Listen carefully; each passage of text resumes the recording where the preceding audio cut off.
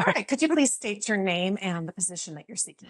So my name is Francisca Ortiz. I go by Franny, and I'm running for Justice of the Peace, Precinct 1. What required training does Texas law mandate for JPs, and how will you go beyond the minimum requirements? So the requirement for the first year is it is 80 hours of training. And every year there's continuous training. And what basically is one of those that's mandatory. Those trainings are mandatory. And also I would take the initiative and take some courses on my own because some of them are free, some of them you have to pay. But for the fact that the law changes, I have to stay updated. Texas JPs serve as magistrates and they conduct inquests. How do you approach these responsibilities, especially in sensitive cases? It's one of those case by case because depending on the charge, because at the jail you be looking at their criminal records. So you got to go off by that too. You can't just go with, how can I put it?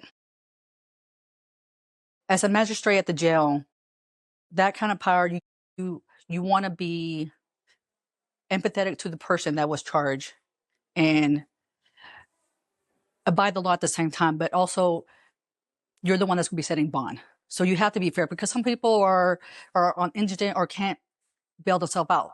So you don't want to go too high, but also you don't want to go too low as a judge there, as a magistrate. And for our audience, can you explain generally what an inquest is?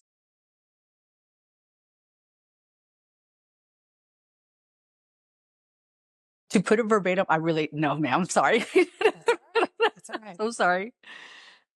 What changes, if any, would you advocate for at the county or the state level to improve JP courts? Well, because I mean, when you mean by improving, you mean by the position or the For the court facility? system, the JP court system, are there things that you think, in looking at them the way they stand today, that you would say, I'd like to see some improvements, Uh, the way it's run? well, as here in JP1, have more defers for one, and also see another one. Try to get everything resolved during pretrial because there's times where when somebody's finding their ticket, the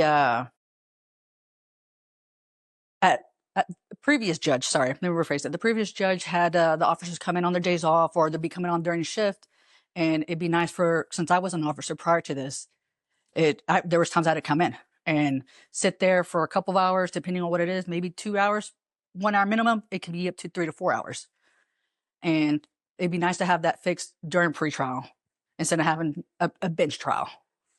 So, especially here, I don't know about other areas, but for here, yes. What role should discretion play in criminal cases involving minors? So, so JP with the truancy, I really don't know much about the juveniles. I know, so JP1 they don't do any penal code at all.